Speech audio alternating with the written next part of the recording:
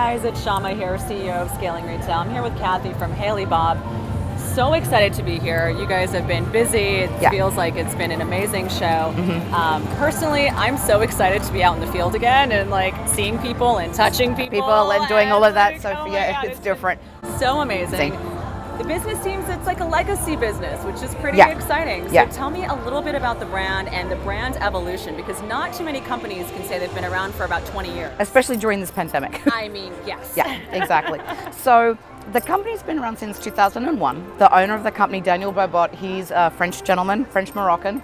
The name is a bit of a play on words with his last name and everything. So sometimes it will be, you ask him a question and he'll kind of mess around with the name a little bit. So we've been around a long time, as you said. We've evolved the brand a lot, so it's got a lot more younger contemporary styles. The designer has kind of brought a lot of freshness and newness to the brand. So it's a little bit different. Which is interesting. And so in terms of just like brand evolution, I mean, not too many of the brands here today can say they've been around for so long, right? Yeah, true. And I would love to ask you, in terms of like the evolution of the brand, like how does a brand like this stay contemporary, right? What are kind of the keys to the secret sauce here? We listen to the customers. We get a lot of feedback from our customers, and then, to be honest with you, it really depends on where the customer is based. So we'll have like a really young, hip contemporary customer because the designer is younger. I'm obviously older and I'm a bit more shapely. So we have a real mix. It's amazing. And in terms of just like your international, global distribution, again, like another amazing feat when it comes to brands being able to make their mark. How have you noticed that business has changed internationally, certainly in the last 12 months and kind of as you're looking forward? I don't deal with the international business per se. We have distributors like in like the UK, Italy, Greece, Spain, and like Norway, Germany, etc. Where we don't have a distributor, I handle them specifically. So they have been ordering a little bit differently from the US market. I've been on the road like since this whole pandemic, since there's been no trade shows. I've been going into the stores and driving and seeing stores. So it's been interesting. So tell me about that experience, because I feel like a lot of people last year were like, holy shit, what do I do, right? Yeah, trade shows are gone. I mean, how did you just, it sounds like you just like pedal to the metal and like guns blazing. What was that like for you? What were the stores like? It's actually, I enjoyed it. I'll be really honest with you. I didn't want to be sitting behind a desk and like on a computer emailing. Zoom fatigue. We did do some Zoom meetings, but we actually did pre-recorded video presentations. So that way the customers could be in their pajamas in bed and they could watch the presentation, not when they're in the stores, because when they're in the store, you want to help your customers. Right. So we were like, okay, what's going to work for our customers from a retail perspective to help them with their businesses. We have an amazing marketing department. All of our model images, like we help them with like using like stuff for social media. So we kind of did that, but going into the stores and meeting the customers and watching and meeting the employees, it really helped. I think that's incredible. I'm sure a lot of your stores just like really appreciated the connection, because so many of them were probably floundering and wondering what to do and how to make it work. And it really depended on the location, because like I was in some places like in Mississippi and they're like, you live in LA? And I'm like, yeah. And they're like, why are you here? And I'm like, well, I'm like you, I'm hustling and we're here to, it's all about relationships. And so they really appreciated that. So, oh my God, I love that. It was fun. I love that so much. And now that everything's opening back up, everyone's traveling. People are really excited to be doing trade shows. And buyers are excited. I never, so as a former buyer, I would always dread trade shows because I'd be like, oh my God, like the lighting, the air, like I just got to and trying to work out to get the routine of like, where can I get my coffee? What can I do? Totally. Yeah. And this year, what's been and it's so not glamorous. incredible. All the young girls are like, it's so glamorous. I'm like, no.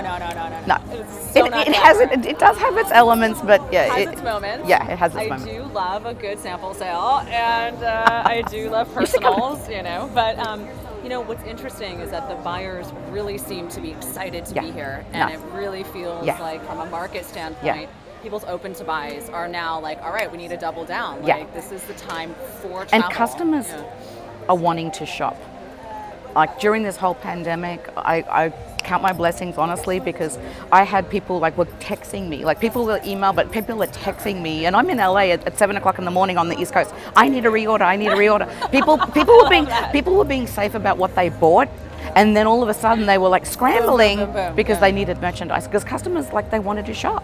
people were sick of, and they want to dress up, they want to wear color, and they want print. So we were like lucky because. Oh man, so speak to me about prints. I want to hear all about it. It's so incredible that you guys own the IP to your prints, which I think is like such an amazing play, and I think so many brands really miss out on kind of owning IP, right? It's a lot. It's a real lot because like with our prints, we own our own prints. They're all trademarked. You are not going to see a print that we do anywhere else in the marketplace. It's unique to our company.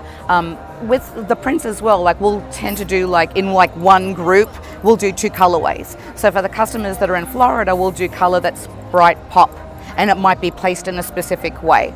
Then for the customers in that same print in like New York and New Jersey, they've still got snow on the ground, so they want something that they could wear with black or denim. So we do a little bit of both. Sometimes our prints will be all over, or sometimes they'll be specifically placed. Got it. And the placing's good because it hides your bumps and lumps. Yeah, your bumps and your lumps and your things you don't want people to see. Oh my God. So talk to me about what people are gravitating towards right now. What are some of your personal favorites in the collection right now? We're doing a lot of prints, but we're also doing a lot of solids as well, to break up the prints. What people have been loving is like, excuse for a second, I'm just going to grab this. So, it doesn't matter. So like this is something that we've done before, but you can see it's like it's a silk. So this has got the placement. So something that customers can style multiple ways. That's what everyone's doing. So it depends. They could like get something like this that they could like open it up. They could wear it like tied, make it more sexy. Right. You could have this if you had to go to the office. So it really, the trend pieces, we do have that. With some other pieces that are really like, let me. This idea of versatility. I feel like everyone's. I was going to grab one of the other girls that's here like hiding. So like something like that, which is an all-over print. So this is super contemporary. Everything, our stuff is completely lined. This has a little bit of a slit in the front, so it's kind of like, it's still sexy without being too inappropriate. It's like the perfect amount of like coverage, not coverage. Exactly. But we'll also do things like this that are a little bit more like of a solid, but they'll have some kind of embellishing as well. So this is something that you could dress it up or you could dress it down. Got it. So we have such a wide mix. SKU mix. We have a wide SKU mix, and we appeal to a wide range of customers as well. Totally. So when people are like, "Oh, well, what's your best seller?" I'm like, "Well, I can't really say that depending on the region." Exactly, depending upon your region, because like what's going to sell for one person might not sell for someone that's, I don't know. Absolutely. So absolutely. And I hate saying this is my bestseller because some people are like, well, I don't like it. I'm like, okay, that's fine. It's fine. Yeah. To each their own. You can make your own bestseller. Exactly. Out of something. I love that. And in terms of like the mad dash to the finish line, getting everything ready for the show, give me the inside scoop. Did all your samples come in on time? Yes, we actually shipped some. Yeah. And then I hand carried some. Of course. On the plane. We had a bit of we're doing a fashion show tonight, so at the Fiona Forum. So some of the samples we actually had to have a separate kind of collection. So got it. We worked out the logistics pretty good. That's so amazing. we don't have. Thankfully, we've never had problems with any of that. I think that's great. I mean, I've just been hearing this last 12 months, how challenging it's been with, manufacturing open and closed and, getting deliveries on time and just kind of managing. We're really fortunate because the owner of the company, we own our own factory. That's amazing. So we have really good quality control. Sure. So we've had some delays, I will admit that. But overall, it's been good. It's been good. You're been lucky. good. Yeah. I think being able to be vertical like that just has so many incremental benefits, and also I think really buyers feel so much more secure. Yeah. Because they're like, oh, you're not gonna like be super late, and there's not gonna be a lot of risk. We actually, with the whole market with cutting to order, that's what we used to. Be a little bit more over. Now we're really being tighter and a little bit safer with the way that we do our buying. Sure. And that we're very specific with who we sell to with our exclusivity as well. Got it. You can't see our product in every single store. Sure. We tend to be in a lot more of the specialty boutiques, or we'll be at the resort hotels. Right. We don't sell to any department stores. So the customers that are in the smaller businesses that are more exclusive, the customers like that.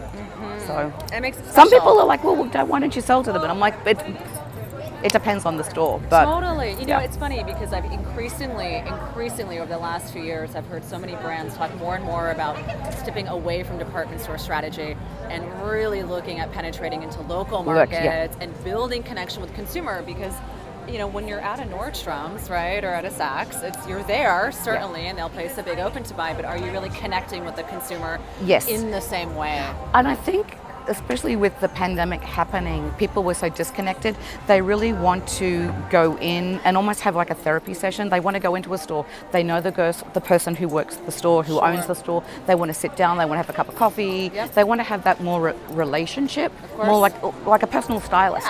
So for us, I think that's been good. Amazing. Thank you so much You're for welcome. your time today, Cathy. You're welcome. Sorry if I talked a lot because I've been dealing with customers. Oh my God, please, no. This has been fantastic. Thank you. I love the collection. Oh, before we go, tell me a little bit about footwear. So I absolutely love seeing things match back. I love this look over there. Yeah, with the espadrilles. Oh my God. Tell me a little bit about what's going on here. So Daniel, the owner of the company, always likes to have like projects. He's likes to do a lot of different things. We did perfumes during the pandemic. Fun. Well, you couldn't go anywhere. So he's like, let's go to Ibiza, let's go to St. Bart's, let's go to Mykonos. So the perfumes are based on a location. So that was last year. So now he's doing the sneakers. So they're just really fun. They're leather. They're made in Europe. They have a really great little inner sole at the bottom. So it actually has like, I shouldn't say other brand names, but Golden Goose, they have a bit of that lift. So they're very cushiony and really comfortable. So we just did this is a start for us to do that. We've got some that actually correlate back to the print. And I absolutely love. So you've really got that. the whole look to a whole new And then level. this is an espadrille that is leather, and then this correlates back into like this print. So it's all about the placement. I love that. So so they're fun. Print strategy. And then this, the little like sneakers, they come with 2 colors of laces. So you get a white lace or you get a color. So if you want to change experimentation. I also think that when it comes to just retailers having something new to look at, it's like it's something fun. I mean, totally. I know sneakers are a big trend. But yeah, he wanted to do that, and everyone's always like wanting something that's comfortable. Comfortable if I can't fit into the sample sizes, but but they are comfortable. Sizes, you know. Yeah, that'd be different. So yeah, we've done them. There's something new, so it's something we just launched at this show. I love it. Fantastic. Thank you. A sneak peek. Well, thank you so much, Darling. I appreciate Thank you. The market feedback. Congratulations on a great show. And thank you. And I can't wait to see more of all the shit you have. It's amazing.